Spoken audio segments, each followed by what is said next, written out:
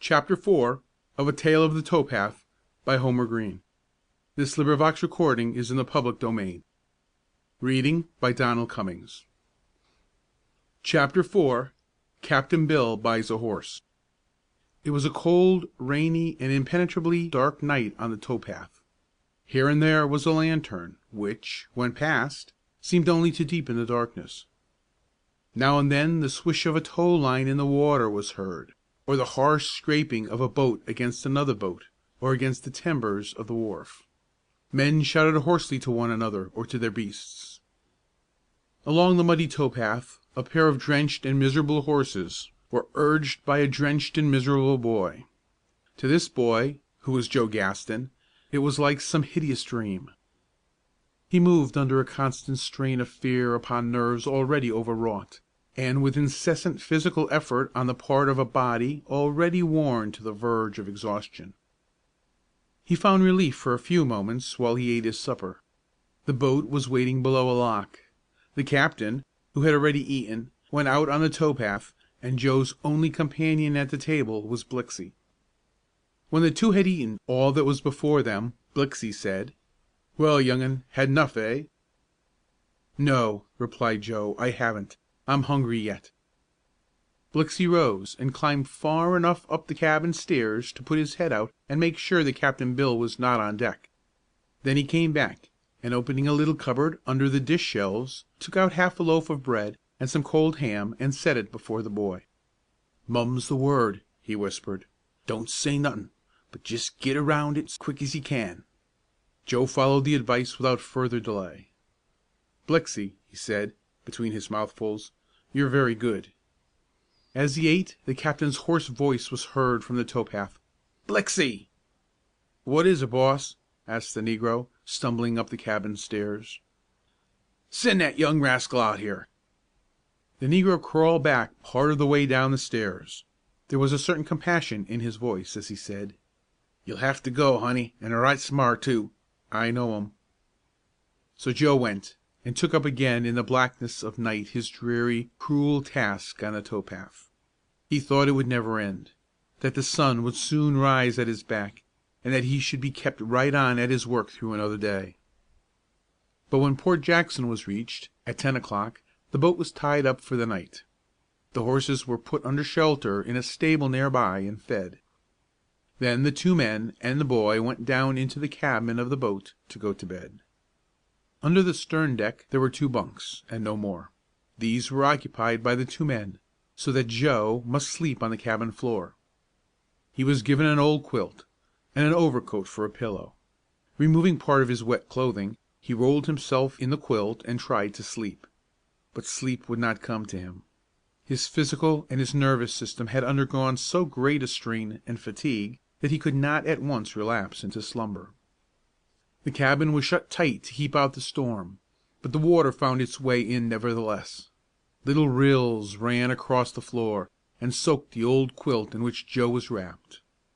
The air of the room, which seemed little more than a box, became foul and oppressive. Visions of his own room at home floated into Joe's mind as he lay there. He saw the spotless floor, the pictures on the walls, the pretty curtains at the windows, the warm, soft, tidy bed. He thought of the dear mother at his side, soothing him, with loving touch and gentle words, to sweet sleep and pleasant dreams.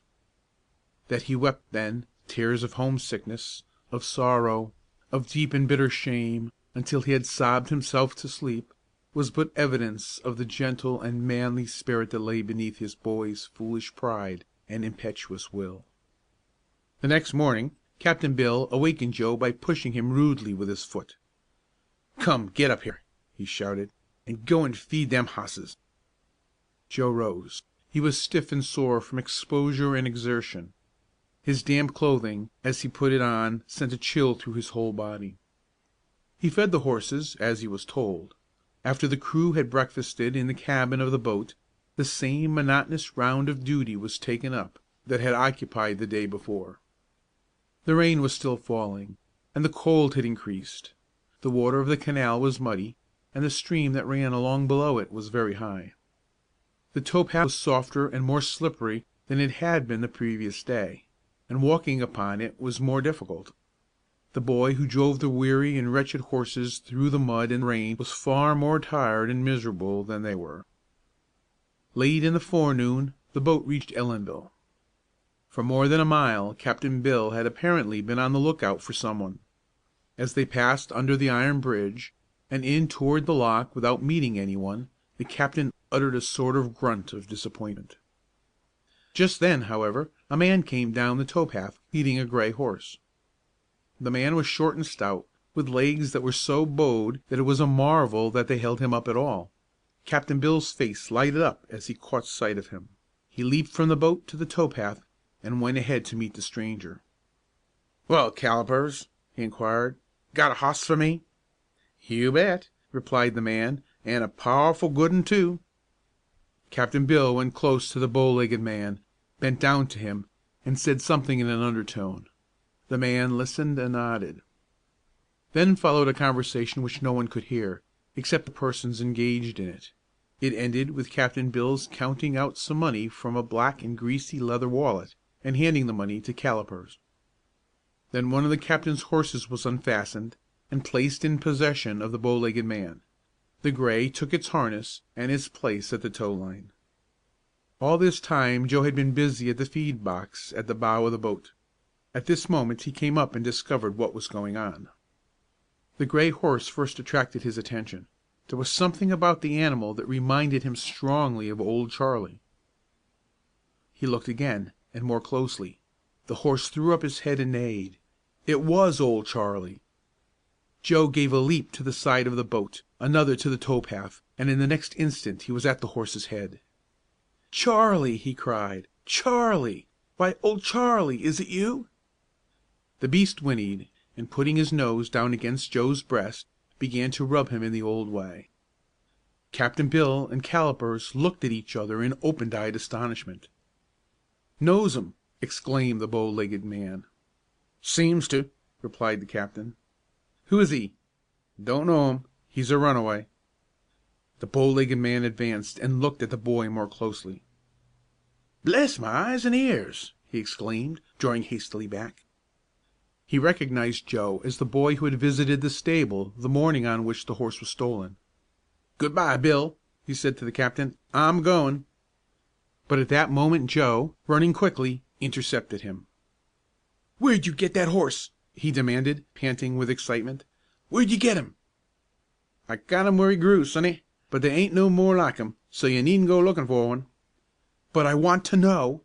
"You don't want to know nothin'. You go tend to them hosses," interrupted Captain Bill. "See where the boat's gettin' to. Mind your business and stop askin' questions." "But that horse." "Never mind that hoss. You tend to business. He's my hoss now." "No, he's not your horse. He's my father's horse. He was stolen from my father's barn. He—" The captain took one step toward the boy, fastened his hand in Joe's collar, and dragged and pushed him to his post. Joe was frightened and cowed. His lips turned white. He dared no longer disobey. He went ahead and resumed his monotonous duties, but in his brain was a whirlpool of rage. The rain fell harder than ever. The wind blew in fierce gusts. The towpath was muddy beyond description. It was a day on which neither man nor beast should have labored, except under shelter. Joe walked as much as possible at Old Charlie's head, urging him gently at times, putting his arm caressingly over the beast's drooping neck, or twining his hand in the long, wet mane. He talked to the horse, too, in the old familiar way, telling him of his troubles, pitying him for his own hard lot, sympathizing with him, until he fancied that tears stood in the horse's eyes. He knew they were rolling down his own face. It was evident that the horse had been on a long journey, though the distance was not great from the place from which he had been stolen. The thief was a crafty and skillful one, and had kept the animal out of the channels of travel, where search would be more likely. What adventures he had had, and what other operations he had carried on meanwhile, no one knew.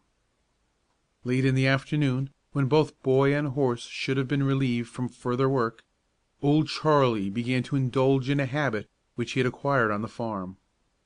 Whenever he had thought his work too hard, or his hours too long, or the weather too inclement for further labor, He would stop in his tracks, and turn his head around to his driver, and stand gazing in mute appeal until he was urged forward. Charlie had never been punished for this. It was not really balkiness, for the horse went on stoutly after a moment's rest. But for that matter, Old Charlie had been indulged at home in all sorts of queer ways. Now, however, the case was quite different. Joe tried to make these interruptions as short as possible, so that they should not interfere seriously with the passage of the boat; but the horse's conduct soon attracted Captain Bill's attention. "Trying to loaf, eh? Well, I'll cure the lazy old beast of that," he said. He took a whip from the cabin and tossed it out to Joe. "Next time that hoss does that," he said, "whip him. Don't let him do it again." "No, sir. I'll try not to." Even as Joe spoke, Old Charlie stopped, turned, and looked back at him with melancholy eyes. "Go on, Charlie," entreated Joe. "That's a good fellow. Go on." But Charlie stood still, half turned in his tracks, in mute remonstrance. It was new business to him, and he had not a favorable opinion regarding it. The leading horse, nothing loath, had also stopped. "Whip him!" shouted Captain Bill from the boat, which, with its impetus, was bearing rapidly down on horse and boy. "Thrash him!" Joe lifted the whip and let it fall lightly on the horse's back. "Get up, Charlie!" he cried. "Get up now, quick!" "Oh, whip him!" cried the captain. "Give him a good 'un!" Again the whip descended lightly on Old Charlie's back, but the horse did not move. This, too, was new treatment, which he did not seem in the least to understand. By this time Captain Bill was very angry. He seized the tiller, and swept it back till the stern of the boat touched the bank. "Whip that hoss!" he cried, leaping to the towpath, "or I'll whip you!" For an instant Joe stood irresolute. Then, with sudden determination, he passed the handle of the whip to the angry man who faced him.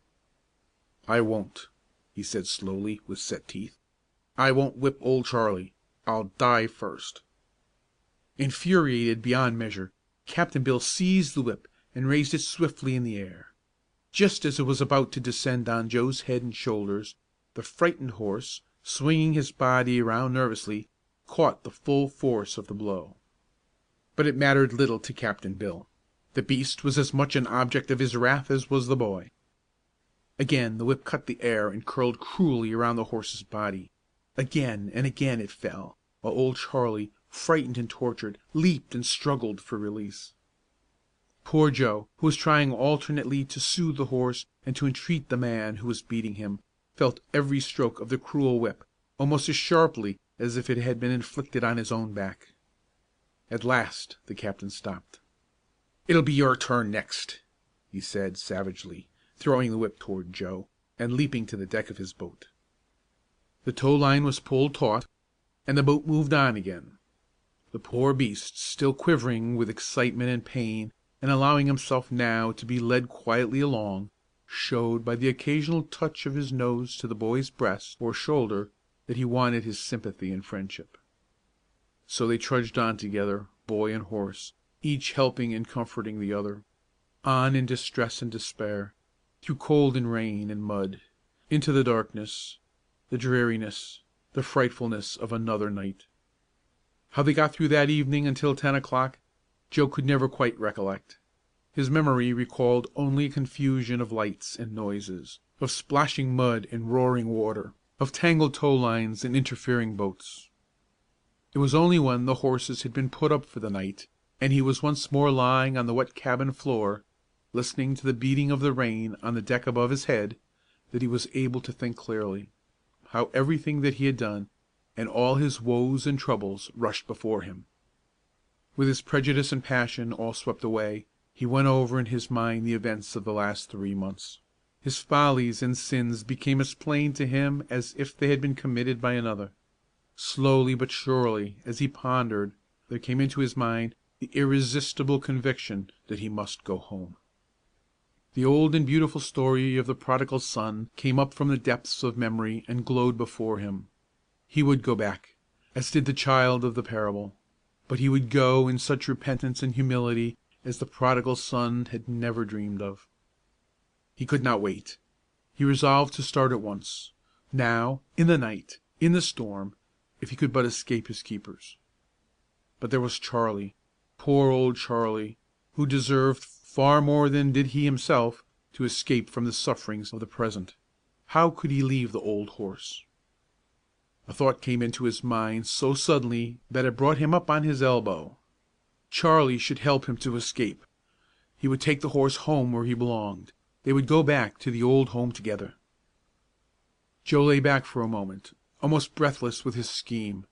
Then, cautiously laying his quilt aside, he rose, put on his jacket, hat, and shoes, and climbed softly up the steep cabin stairs to the deck. The rain had ceased at last, and low in the west a half moon was struggling through the mist of clouds. For a moment Joe listened. No sound came from the sleepers in the cabin. Then he leaped lightly to the towpath.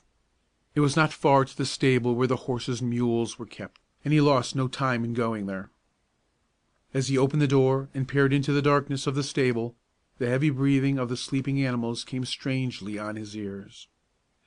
In a near stall, a dim, white shape struggled up and was still. It was old Charlie. He recognized his young master with a subdued neigh, and tossed his head impatiently. The next moment Joe had untied him and led him out into the night. "We've got a long ride before us, Charlie," he said, standing for a moment at the stable door to transform the halter strap into driving reins. "It's a long ride, but then, you know, we're going home." Again the horse tossed his head, as if he understood. Joe, catching hold by the mane, leaped to Charlie's back, as he had done many times in the dear old days. He rode slowly down the little hill to the towpath, turned in the direction from which they had come, the direction in which home lay, and galloped away.